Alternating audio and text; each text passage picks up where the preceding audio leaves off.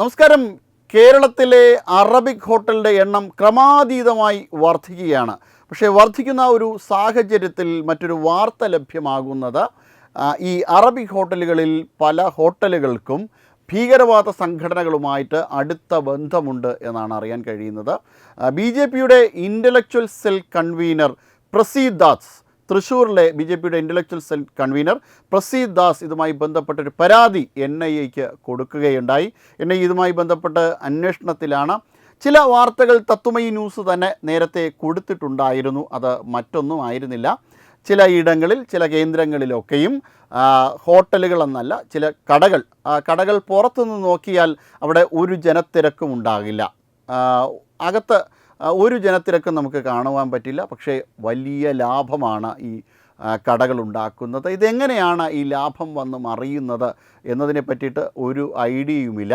ഈ ഹോട്ടലുകൾ നടത്തിക്കൊണ്ട് പോകുന്നതിന് വലിയ ലൈറ്റൊക്കെ ഇട്ടുകൊണ്ട് ഭയങ്കരമായ ആഡംബര ലൈറ്റും ആഡംബര സംവിധാനങ്ങളുമൊക്കെ എയർ കണ്ടീഷൻ നിറച്ച കടകളാണിത് പലതും. പക്ഷേ ഈ കടകളിലൊന്നും തന്നെ വലിയ തിരക്കില്ലാതെ ഇതെങ്ങനെയാണ് സർവൈവ് ചെയ്ത് പോകുന്നത്? ഇതിൻ്റെ വരുമാനത്തെ സംബന്ധിച്ചിടത്തോളമുള്ള ആശങ്കകൾ ഉയരുന്നുണ്ടായി. തിരുവനന്തപുരത്തിൻ്റെ പല ഭാഗങ്ങളിലും ഇത്തരം കടകൾ നമുക്ക് കാണുവാൻ കഴിയും.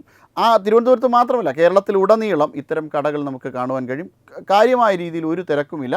പക്ഷേ വലിയ ആഡംബര സൗകര്യങ്ങളാണ്. അതോടൊപ്പം തന്നെ ഇവിടെ ജീവനക്കാരുണ്ട്.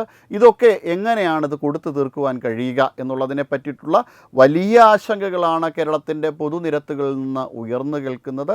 കേരളത്തിൻ്റെ പല വ്യക്തികളുമായിട്ട് തത്വമയി ന്യൂസ് സംസാരിക്കുമ്പോഴും ഇങ്ങനെയുള്ള ഒരു സംശയം പലർക്കുമുണ്ട്. ഇതുമായി ബന്ധപ്പെട്ട് വളരെ സജീവമായിട്ടുള്ള അന്വേഷണം തന്നെ ഉണ്ടാകേണ്ടതാണ്. കാരണം ഈ സുരക്ഷയെ സംബന്ധിച്ചുള്ള ആശങ്ക എന്ന് പറയുന്നത് അതൊരു വലിയ പ്രശ്നം തന്നെയാണ്. കേരളത്തിലെ ജനങ്ങൾക്ക് സുരക്ഷിതമായി ജീവിക്കുവാനുള്ളൊരു സാഹചര്യം ഉണ്ടാക്കി കൊടുക്കുക എന്നത് സംസ്ഥാന സർക്കാരിൻ്റെ കടമയാണ്. ലോ ആൻഡ് ഓർഡർ കൈകാര്യം ചെയ്യുന്ന സംസ്ഥാന സർക്കാരിൻ്റെ കടമയാണ്. അങ്ങനെ എന്തെങ്കിലും തരത്തിലുള്ള പ്രശ്നങ്ങളുണ്ടെങ്കിൽ ഇതുമായി ബന്ധപ്പെട്ട് സമഗ്രമായ ഒരു അന്വേഷണം നടക്കുകയും ഇതെങ്ങനെയാണ് ഇതിൻ്റെ റവന്യൂ സോഴ്സ് എന്നതിനെക്കുറിച്ചുള്ള അന്വേഷണം നടത്തുകയും ഒക്കെ വേണ്ടതാണ്. എന്തായാലും ഇത്തരത്തിലുള്ള ചില പ്രശ്നങ്ങൾ ഇവിടെ നിലനിൽക്കുന്നുണ്ട്. അതോടൊപ്പം തന്നെ ചിലയിടങ്ങളിൽ വളരെ രഹസ്യമായിട്ടുള്ള ആൾപ്പാർപ്പൊന്നുമില്ലാത്ത ചില ആരാധനാ കേന്ദ്രങ്ങളിൽ വളരെ പരിചിതമൊന്നുമില്ലാത്ത, അതായത് ഇവിടെയൊന്നും ഇല്ലാത്ത, ഇവിടുത്തുകാരല്ലാത്ത, അത് കേരളത്തിൽ നിന്നുള്ള വ്യക്തികളല്ലാത്ത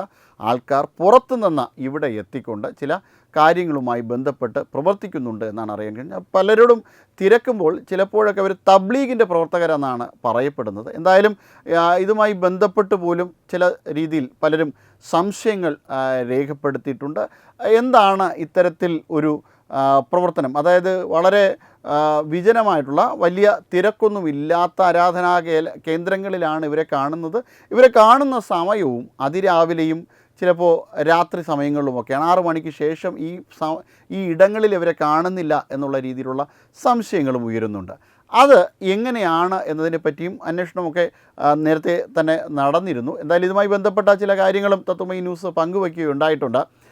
ഇത്തരം ആശങ്കകൾ പരിഹരിക്കേണ്ടത് സത്യത്തിൽ അന്വേഷണ വിഭാഗത്തിനാണ്. അന്വേഷണ വിഭാഗം ഇതുമായി ബന്ധപ്പെട്ടുള്ള കാര്യങ്ങളെക്കുറിച്ച് വ്യക്തമായ രീതിയിലുള്ള അന്വേഷണം നടത്തേണ്ടതാണ്.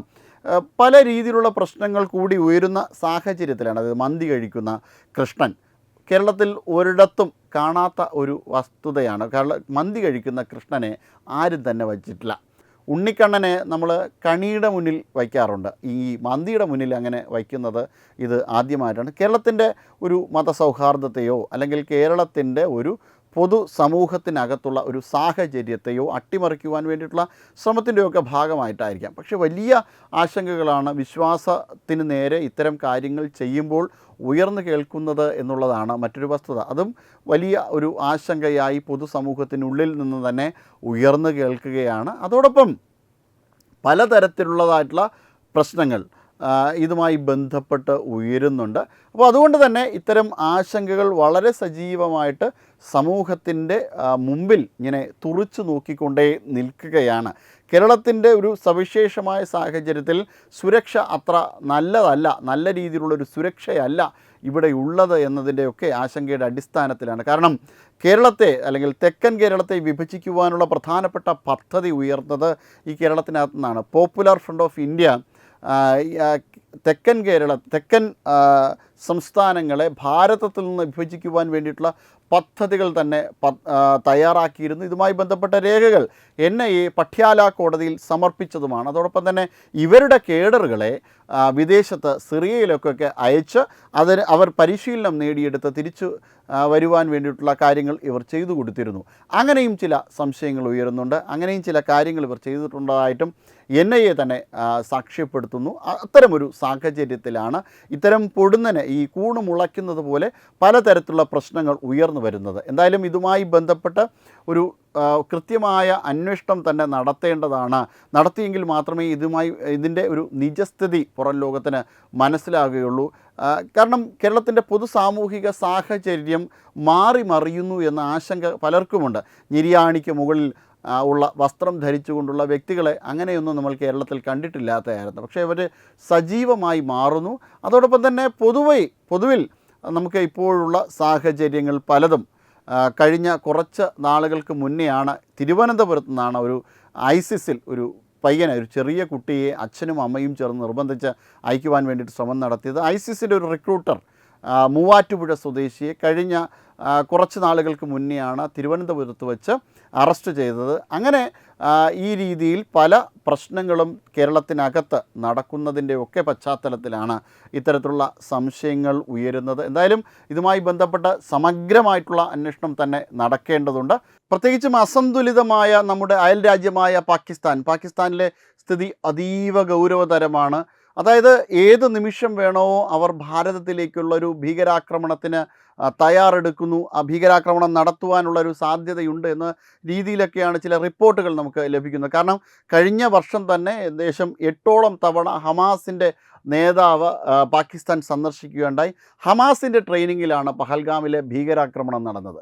അപ്പോൾ അത്തരത്തിലുള്ളൊരു സവിശേഷമായ സാഹചര്യം പാകിസ്ഥാനകത്ത് തന്നെ 42% ഭീകരവാദം പാകിസ്ഥാനകത്ത് തന്നെ നടന്ന ഒരു സാഹചര്യം. ഇങ്ങനെ ഒരു സാഹചര്യത്തിൽ ഒരു സേഫ്റ്റി വാൽവ് എന്ന നിലയിൽ പാകിസ്ഥാൻ ഒരു ഭീകരാക്രമണം ഭാരതത്തിൻ്റെ നേരെ നടത്താനുള്ളൊരു സാധ്യതയുണ്ട്. കാരണം ഇത്തരത്തിലുള്ള കാര്യം നേരത്തെ തന്നെ അവരുടെ മന്ത്രി തങ്ങൾ ഈ ആക്രമണം നേരിട്ടാൽ എന്തായിരിക്കും തങ്ങളുടെ റിപ്ലൈ എന്ന് ചോദിച്ചപ്പോൾ കൊൽക്കത്തയിലേക്കൊക്കെ ഒരു ആക്രമണം നടത്തും എന്നൊക്കെയാണ് പാകിസ്ഥാനിൻ്റെ ഒരു ഉത്തരവാദിത്തപ്പെട്ട നേതാവ് തന്നെ പറഞ്ഞത്. എന്തായാലും ഇതുമായി ബന്ധപ്പെട്ട് കൂടുതൽ പ്രശ്നങ്ങൾ സജീവമായി ഉയർന്നു കേൾക്കുന്നു. കുറച്ച് ദിവസങ്ങൾക്ക് മുന്നെയാണ് ശ്രീനഗറിൽ RDX പോലുമല്ല ട്രൈ അസറ്റോൺ ടെട്രാപെറോക്സൈഡ് എന്ന് പറയുന്ന വളരെ പെട്ടെന്ന് വായുവുമായി സമ്പർക്കം നടത്തിയാൽ തന്നെ ഒരു സ്ഫോടനം ഉണ്ടാക്കാൻ ശേഷിയുള്ള വലിയ ഭയാനകമായ സ്ഫോടനം ശേഷിയുള്ള സ്ഫോടക വസ്തു കണ്ടെത്തിയത്. അപ്പോൾ അത്തരമൊരു സാഹചര്യത്തിൽ അത് സംസ്ഥാനത്ത് ഭാരതത്തിൻ്റെ ചില പ്രദേശങ്ങൾ മറ്റ് ചില പ്രദേശത്തും കൂടെ ഇത് കണ്ടെത്തിയതായിട്ടും അറിയാൻ കഴിയുന്നുണ്ട്. അപ്പോൾ അങ്ങനെ ഒക്കെയുള്ള ചില സ്ഫോടക വസ്തുക്കളൊക്കെ ഇങ്ങനെ ഒരു സാഹചര്യത്തിൽ കണ്ടെത്തിയ സ്ഥിതിയിലാണ് ഇത്തരത്തിലുള്ള സംശയങ്ങൾ വളരെയധികം രൂക്ഷമാകുന്നത്. എന്തായാലും കേരളത്തിലെ ഈ ഹോട്ടലുകളുടെ PFI ആണ് അവരുമായി ബന്ധപ്പെടുന്നതെന്നാണ് പറയുന്നത്. PFI ബന്ധത്തെക്കുറിച്ച് സമഗ്രമായ അന്വേഷണം തന്നെ വേണം. കാരണം PFIയുമായി ബന്ധപ്പെട്ട് PFIയുടെ ആയുധ പരിശീലകനെയൊക്കെ ഈ അടുത്ത സമയത്താണ് അറസ്റ്റ് ചെയ്തത്. എന്തായാലും ഇത്തരം കാര്യങ്ങളെ ഒന്നും ലഘൂകരിച്ച് കാണുവാനേ കഴിയില്ല. സമഗ്രമായ ഒരു അന്വേഷണം തന്നെ ഇതുമായി ബന്ധപ്പെട്ട് വേണ്ടതാണ്. Web desk Tatwamayi news. വിട്ടുവീഴ്ചയില്ലാത്ത നിലപാടുകളുമായി ദേശീയതയുടെയും സമാജത്തിൻ്റെയും ശാക്തീകരണത്തിനു വേണ്ടി തത്തുമൈയുടെ ജൈത്രയാത്ര തുടരുകയാണ്. യൂട്യൂബിൽ മാത്രം തത്തുമൈക്ക് 10 ലക്ഷം സബ്സ്ക്രൈബേഴ്സിലേക്ക് എത്താൻ ഏതാനും ചുവടുകൾ മാത്രമാണ് ബാക്കി. മറ്റ് സോഷ്യൽ മീഡിയ പ്ലാറ്റ്ഫോമുകളിലും തത്തുമൈയുടെ നിറസാന്നിധ്യം തുടരുകയാണ്. ഈ അവസരത്തിൽ ഞങ്ങൾക്ക് നിങ്ങളോടുള്ള അഭ്യർത്ഥന ഞങ്ങളോടൊപ്പം നിൽക്കുക എന്നുള്ളതാണ്. നിങ്ങൾ ഉപയോഗിക്കുന്ന ഏത് സോഷ്യൽ മീഡിയ പ്ലാറ്റ്ഫോം ആണെങ്കിലും ഞങ്ങളുടെ വരിക്കാരാകുക, ഞങ്ങളെ സബ്സ്ക്രൈബ് ചെയ്യുക, നിങ്ങളുടെ സുഹൃത്തുക്കളിലേക്ക് തത്തുമൈയുടെ ഈ സന്ദേശം പ്രചരിപ്പിക്കുക. ഞങ്ങളോടൊപ്പം നിൽക്കൂ, രാഷ്ട്രത്തോടൊപ്പം നിൽക്കൂ, ദേശീയതയ്ക്കൊപ്പം സഞ്ചരിക്കൂ.